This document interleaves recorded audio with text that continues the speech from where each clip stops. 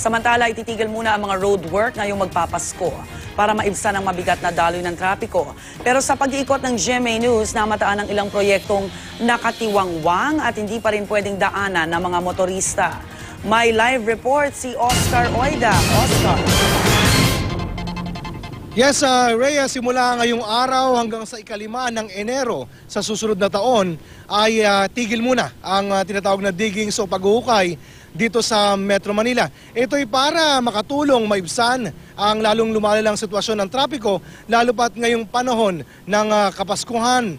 Tinatayang aabot sa 100 proyekto ng DPWH ang maapektuhan dahil sa moratorium na ito na inilabas ng MMDA. Kasama dito yung mga tinatawag na road construction project at yung mga drainage rehabilitation project dito sa iba't ibang lugar sa Metro Manila. So yung mga hindi pa tapos at medyo nakaiwang bukas na mahukay, kailangan daw ay matakpan ng mga tinatawag na steel plates nang sa gano'y madaanan pa rin ng mga motorista kahit hindi pa tapos yung proyekto. Gayunpaman, Rhea, sa paglilibot natin sa Metro Manila, kaninang madaling araw, napansin natin na may mga lugar na napansin natin na may mga naiwan pa rin nakabukas na mga nahukay na proyekto. Tulad dito sa kanilalagyan natin sa may 20th Avenue, itong drainage rehabilitation program dito o project dito ay hindi pa natatakpan ng steel plate. Diyan naman sa may 13th Avenue, napansin natin may mga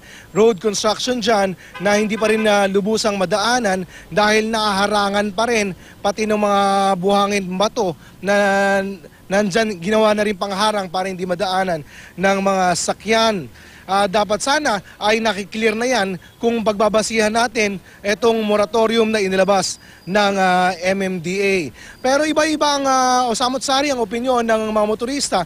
Kaugnay nito, sabi ng ilan, mabuti daw ito dahil makakatulong sa pagpapagaan ng daloy ng trapiko. Bagamat yung iba naman na Rhea, naniniwala na wala ito masyado magiging epekto dahil nasadya raw napakarami na sakyan dito sa Metro Manila. Samantala, Rhea, sa mga sandaling ito, bagamat may hukay dito sa kanilalagyan natin, maayos pa naman ang daloy ng trapiko at tuloy-tuloy pa rin nakakadaan ang mga motorista dito sa 20th Avenue. Rhea? Maraming salamat, Oscar Oida.